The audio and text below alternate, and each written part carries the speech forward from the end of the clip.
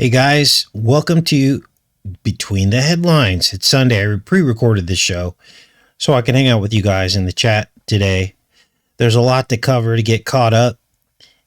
And our first story is Putin, now the moral authority on what America should be standing up for.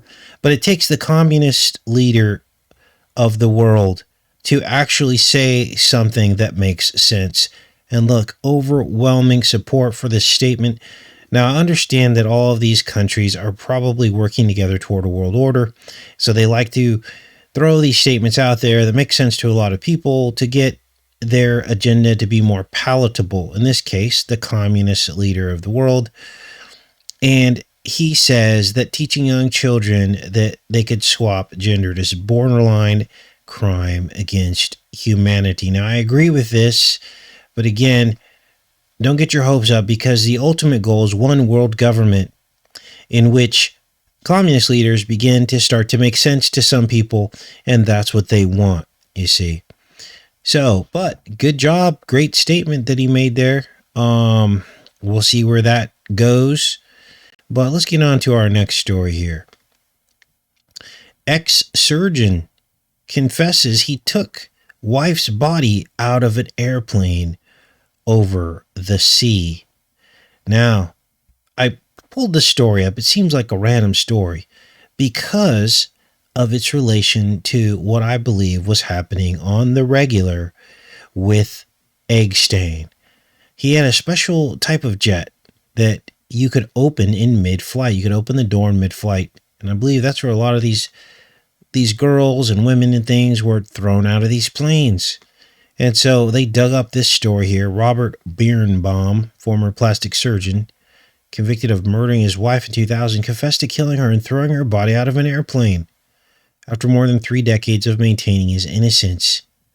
He was an experienced pilot and had been convicted on circumstantial evidence and was serving his 20 years to life prison sentence when he made the chilling confession during a December 2020 parole board hearing. Now, why a guy would admit to this after all this time when he probably could have got parole is beyond me. But look at this. He pretty much strangled her and threw her out of the plane. So this stuff does happen. And think about it. They never found her body. Here she is here. Here's him. He was a surgeon. And they don't find the body. Why? Because sharks eat them. And you never find them again. And so what this does, it creates a club of people who do this kind of thing, which would be the rich and elite. Last time I checked, you and I don't have jet planes that fly over oceans. And wouldn't do something like this to begin with, but this special club of people probably does this thing very often. So this is what's going on with this guy. Now, let's get into more of these stories, these headlines. Now, this is crazy. They found these remains of Brian Laundrie. They have confirmed that it is him, according to the story, if this is real, right? We don't know if this is real or not. But they're saying that he's gone. Now, my suspicion on this is that basically what happened is there was some foul play here. This couple was stalked. They were stalked, and then they were thrown into, they were taken out, and then I believe their bodies were separated. I don't think Laundrie ever even came back. People said they saw him, but that could have been a bait and switch. I don't want to cover this story too much more because, once again, a lot of it's conjecture. All we're hearing is what they want us to hear. Now, this next story is interesting because we've talked a lot about Bitcoin and digital currency. And now the truth is coming out that I believe this whole Bitcoin thing was a big test to see how much adoption that it would pick up. They led with it in communities like ours. They let us go with it because we would probably be more open to something like this. And so now all of a sudden, the US is actually talking about having its own digital currency. Now, will this change some of these other digital currencies, like the library credits? Will this help improve their situation? Because as it stands now, you can't trade library credits in the US. I don't think so. I think they want to control this. They want to manage it. They want to make it a legal instrument, which then puts controls on it. So they want to take the best part of cryptocurrencies and Bitcoin and then turn it into something that can be easily controlled. And then at that point can also have more trackability and control of the people who use it. Let's read what's happening here, because this is important. A lot of people on YouTube are into this cryptocurrency. Countries around the world are beginning to experiment with creating their own digital currencies, similar to popular cryptocurrencies like Bitcoin. These currencies would exist entirely virtually, but unlike Bitcoin, they would be minted and managed under the authority of a nation's central bank. So wasn't this supposed to decentralize banking? Well, apparently now they want it under a central bank. It would be official legal tender that could be spent wherever traditional money was accepted. Last year, the Bahamas became the first country to establish what's known as a central bank digital currency, or CBDC, but interest isn't limited to only small nations. By one count, 81 countries representing 90% of the world economy have been exploring creating their own cryptocurrency.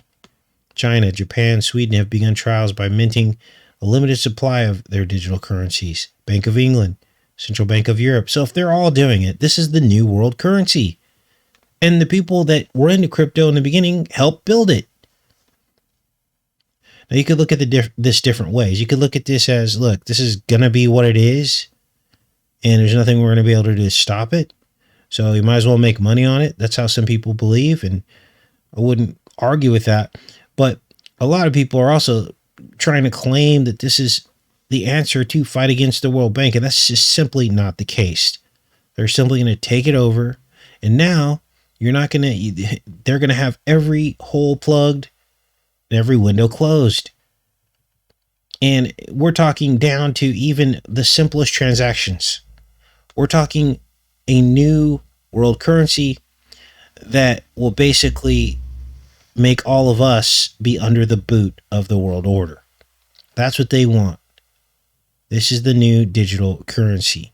Everything will be tied into it. We'll all be tracked, and there won't be any way out of it. So here's where they are. They're basically going to probably destroy the current system of cryptocurrency, and then they'll just come over and take it over and rewrite it, and that'll be the end of it. Now, many of you have been following this next story. This is crazy. Alec Baldwin took somebody out on the set. They said it was an accident, but last time I checked, when you had an accident, that's called involuntary manslaughter, and you do some jail time, or something happens to you. But not in Hollywood. You actually kill somebody, and it's just, nothing to see here, move along. Now, he's filming this, almost a B movie is what they're saying here in this article. The movie's called Rust, and it was some kind of a Western. And here comes Baldwin, guns a-blazing, and decides to start popping this thing off and realizes that it was loaded. Now, it's weird because he took out two birds with one stone, literally. One bullet killed two people. Must have went through one and bounced off. I don't know what happened, but they were playing Western pinball. 42-year-old woman was taken to the helicopter by the hospital, and she died. She was the, what was she here? I think she wrote or did the cinematography. That's what she was. She was the cinematography person for the film. So anyway, this is just bizarre. The story of a 13-year-old boy in 1880s Kansas who was protecting himself and his little brother after the death of their parents. Now, apparently, there was some drama surrounding this. A bunch of people walked off the set. They had to bring in other people to finish filming this because there were all these accidents happening. So we're told. So, weird. Baldwin and his hilaria, whatever, wife, and the fake reality. And now he's just going to keep making movies. And I guess you can just accidentally kill people in Hollywood. All right. So what is this next story? When local reporters resist the Sticker Nation mandates, everyone in town hears about it. Well, I've always been a strong proponent of local news stories. Why? Well, not because, they're like the best news source, but because sometimes news that the national media does not want to be seen sometimes slips through the cracks, right? Kind of like that flight in San Francisco where she was like, something wrong, we too low. Bing dang ow. Well, those are the kind of instances that actually help people to wake up to the truth because they go, wow, there's something wrong here, right? So local news stations sometimes get it right. Let me give you another example. Remember all the mothers and parents going into these school board meetings? Well, mainstream media would not report on that. It was happening across the nation right before the kids went back to school. And lo and behold, all of the local news stations were covering parents showing up at these board meetings against these mask mandates. See? So sometimes you can find real stories that help to tear down the veil for some people, and in these local news anchors. Now, in this particular case, so apparently there's this wave of local news anchors that are resisting the sticker, and when they do that, everybody hears about it because they get fired from their jobs. Let's read about this one. As a news anchor at KGWN in Cheyenne, Wyoming, Carrie Hayden said she tried to stay neutral in reporting about the spamdemic, including stories about mask and sticker mandates. But when her station's owner, Gray Television, required all employees to be the stickered of the nation, she was forced to pick a side. I want the decision to be my choice, she said in an interview, not a billion-dollar company's. Hayden refused, citing personal objections, which promptly led Gray to fire her earlier this month. So, a lot of these anchors are popping off here. You know, they're like, I'm not going to do this. Now, think about this for a second. These are sought after positions, news anchors. You know, these people usually stay on for decades. And they report the news, they gain a following, they're out in the public. People see them, you know, they go to different events, mixers and things. And so this is sending a message. This is sending a message that they are not in agreement with this. And hopefully people wake up when they see something like that happen. That how could they fire someone that's so loved by so many people in some of these markets? Well, now you know. What do we have next? Surprising reason many businesses don't have sticker mandates. Let's see what they come up with here. The BoJivin administration wants every large business to require sticker nations for their workers. Federal rule could make that mandatory by next year. Understand this has not been made a rule yet. And yet, a lot of these companies are already doing it because they're just in anticipation of it. This is the world we live in now, that before something even becomes a rule or law, our rights are being trampled on. As it says here, Goldman Sachs, United Airlines aren't waiting with the requirements in place now for all workers, those who enter a company worksite. But many companies don't require their workers to get the Pokemon sticker, and there's a surprising connection to the labor shortage that's making it very hard for many companies to find workers. Now, there's something weird going on with this because there are a lot of people, as we talked about in yesterday's show, that are simply not, there are a lot of businesses that are just not hiring. They say they need workers, but when people apply for the jobs, they do not hire them. And I can't get to the bottom of it. I research it, see if they're getting some kind of kickback or subsidy for not hiring people back. And I have no idea what is going on with that. Or maybe there's some special rule that they've had imposed on them of how they have to operate their business that just doesn't make any sense. But everybody knows that if you're running a business, if you're not in business as you're trying to run the business, then every day you're losing money because you've got to pay rent. You got to pay all these expenses every day that goes by that you don't have people working to make the profit for you, right? So this just doesn't make any sense to me.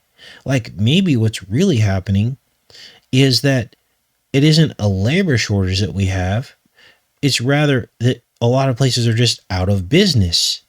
And instead of the mainstream media admitting that a bunch of small businesses, probably 50% of them are just no longer there, and therefore people can't come to work because there's no business to come to work to, maybe that's the problem with the unemployment instead of what they're telling us. I don't know.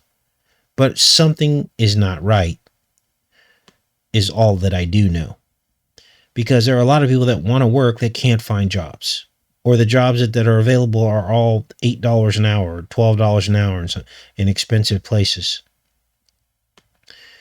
Let's see what they say here. The main reason is that some employees would probably leave if forced to get the sticker. You think? And the labor shortage might make it difficult or impossible to replace them. If you require a sticker, I think we could lose 10-20% of the workforce. So there you go.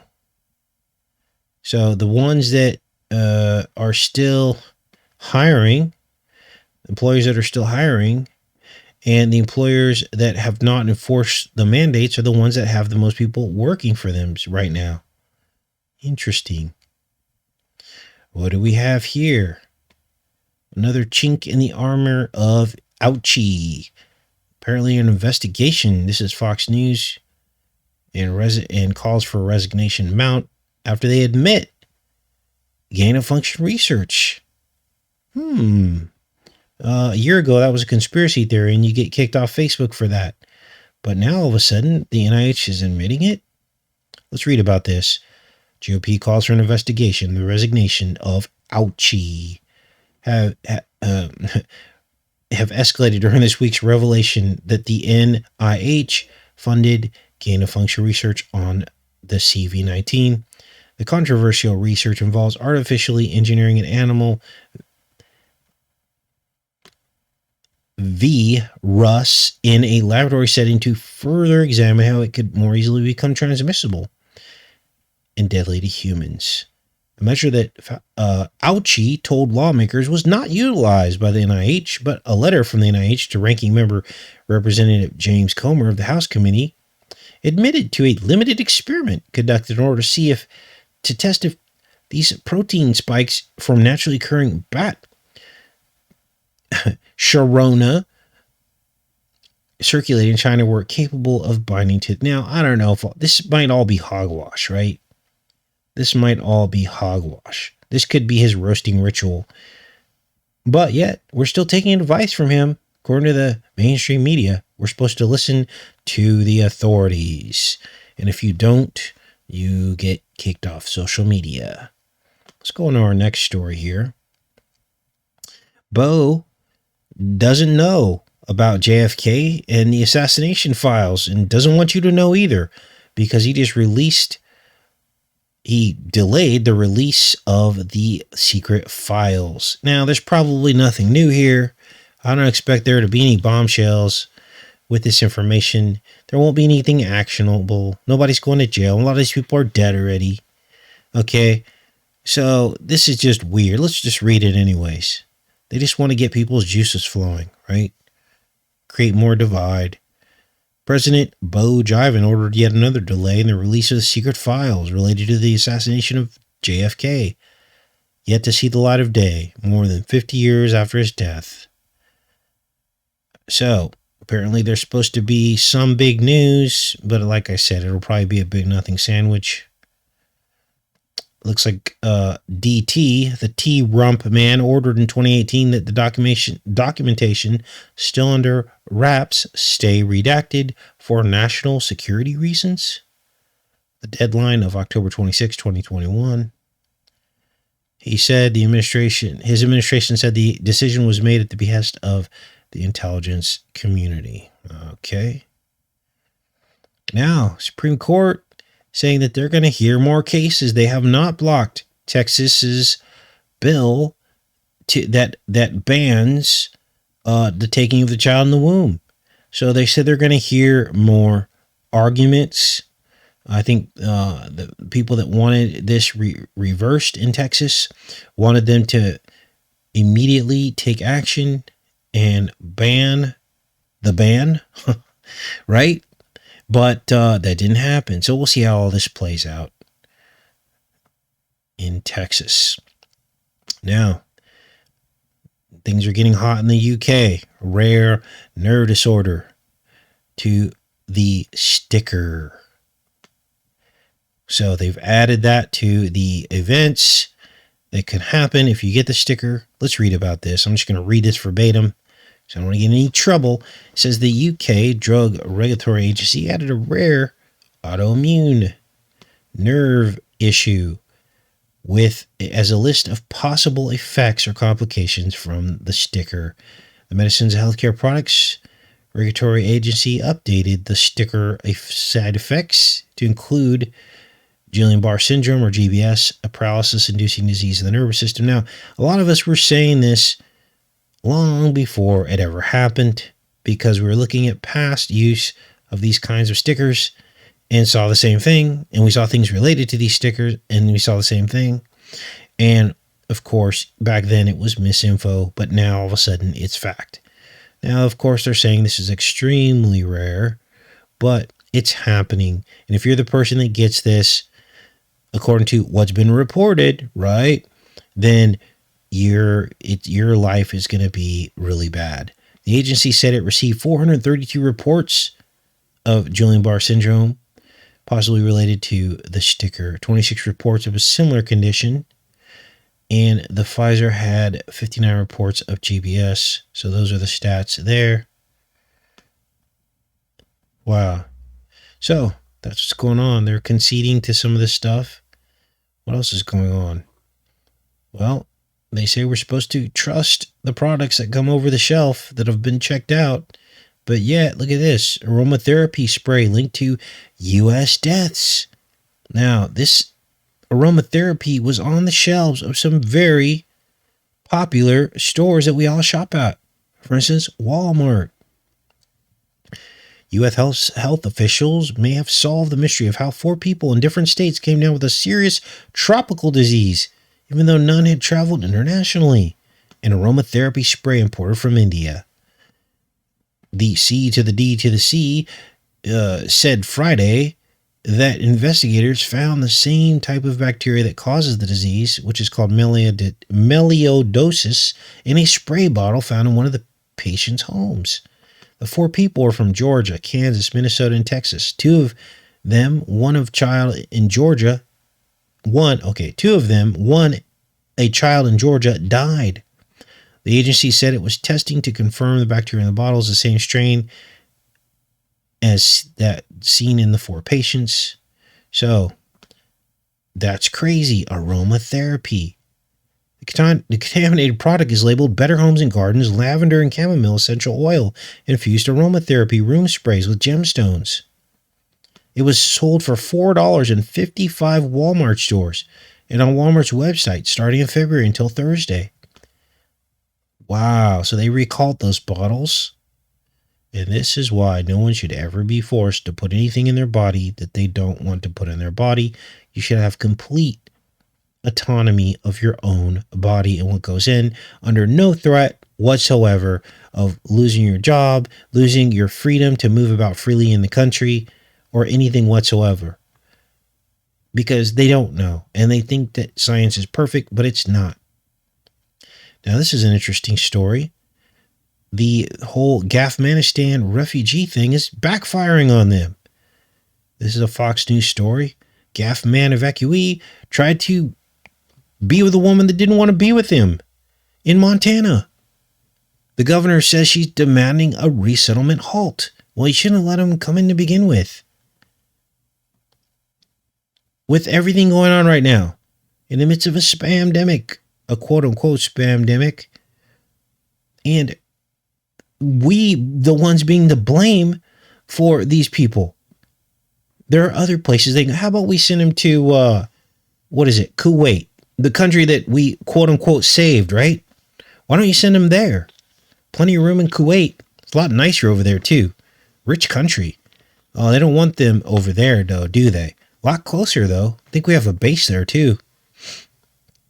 Anyway, she tried to be with a woman that didn't want to be with him, and now they're all starting to look at this resettlement thing. Now, did anyone ask you if you wanted these refugees resettling in your town? Last I checked, they didn't. It's supposed to be our country, right? Zabihullah Muhammad was arrested after they received a 911 call. I guess she didn't want to hula dance with him. And now He's in jail after he got his free food card and his free housing and probably got it set up with a job, when all of us can't do that and we don't get any special privileges because we're American citizens. Wow. Shaking my head. All right. So someone told me a long time ago, when you're insecure about something, nothing is going to help you be secure. Security comes from within, inside of you. I'll never forget when I was told that, and I finally got it.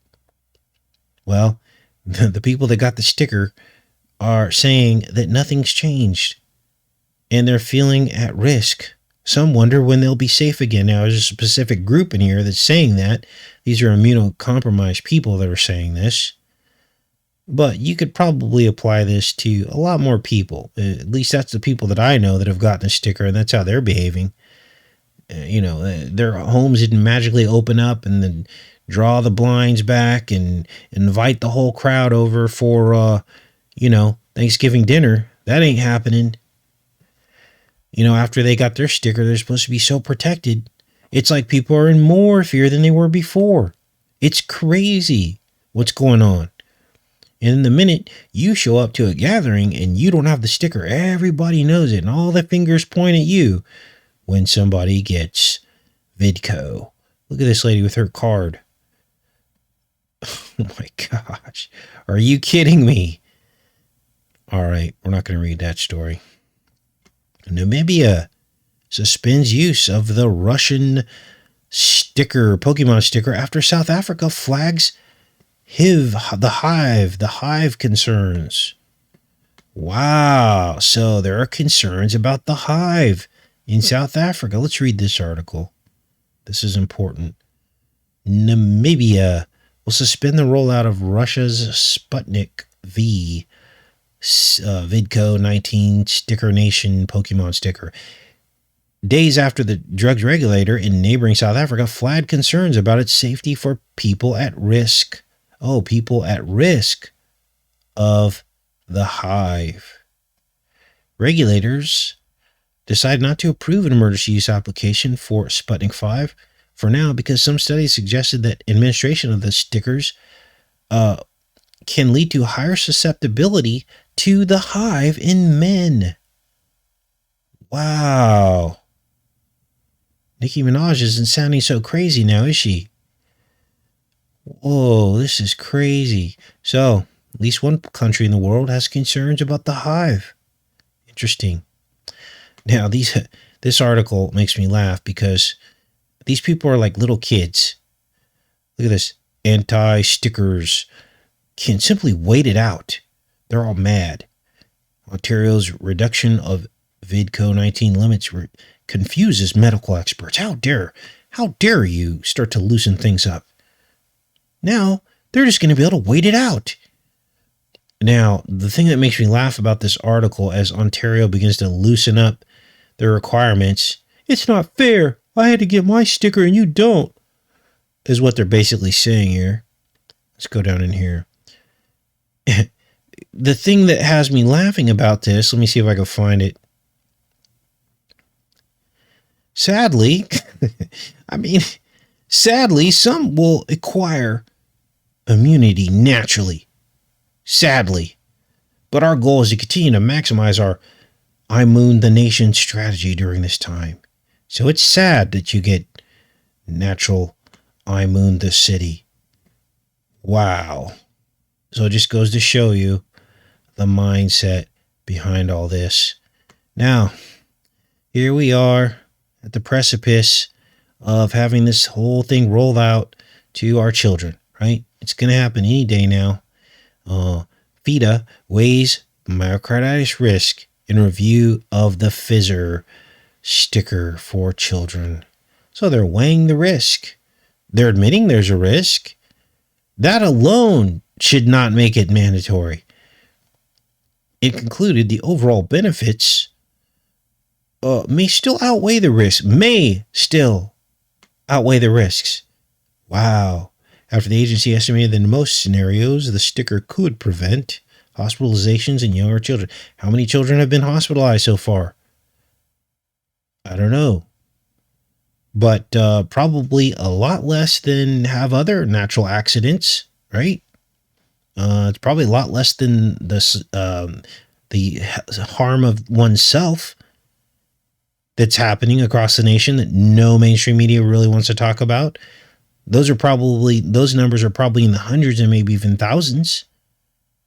But yet here we are, and a couple dozen or however many children got hospitalized. And now all of a sudden they're weighing the risks. I don't know how many got hospitalized. We'll have to look at the statistics on that. But I'm just guessing.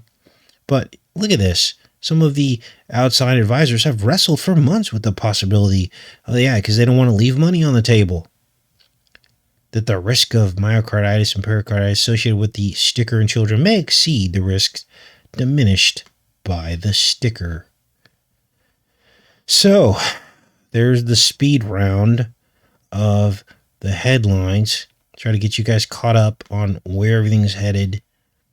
Sometimes I wake up and I do these headline shows and I can't even believe it. I pull down the shows that I think will, or the stories that I think would apply to where things are headed, to get a snapshot into the future of where they are taking the world and the country. And by reading between the headlines, we can figure out what their agenda is. Now, we already knew this. Even back before they talked about giving the children the sticker. Remember in the beginning when the first waves hit? Oh, no worries. This does not affect the children. Remember they told us that? Remember the president said that? And then now here we are, and there's this big concern. Now, I understand there's another different kind of variant that they're talking about, but now all of a sudden it's full-blown going after the children now. This is who they want to have the sticker, and they're saying that the benefits outweigh the risk. Now, wouldn't that be a decision that a parent would be able to make personally? Some people say, well, Casey, just don't send your child to school. Not everyone can afford that luxury, okay? Not everybody can afford that luxury. So, those are the headlines, you guys. Love each and every one of you. We'll be back on here tomorrow with an in-depth analysis of the new vampire film called Night Teeth. And I found some eerie similarities between Night Teeth and a film that Prince did called Under the Cherry Moon. And so we'll break that down even further. I uploaded the trailer already, and so check that out in preparation for tomorrow's show. Take care and be safe, everybody.